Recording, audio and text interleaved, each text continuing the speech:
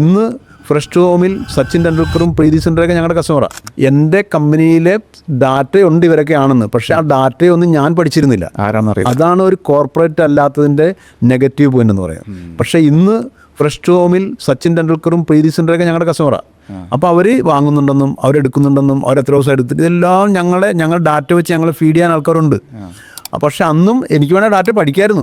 പക്ഷെ അത് എൻ്റെ അറിവില്ലായ്മയാണ്. ഞാനൊരു കോർപ്പറേറ്റ് അല്ലാത്തത് കൊണ്ട്, ഒരു നാടൻ ബിസിനസ്സുകാരൻ നിലയിൽ നമ്മൾ ഡാറ്റ പഠിക്കുന്ന ഒരു സ്വഭാവം ഇല്ലല്ലോ. അതുകൊണ്ടാണ് എനിക്കത് അറിയാതെ പോയത്.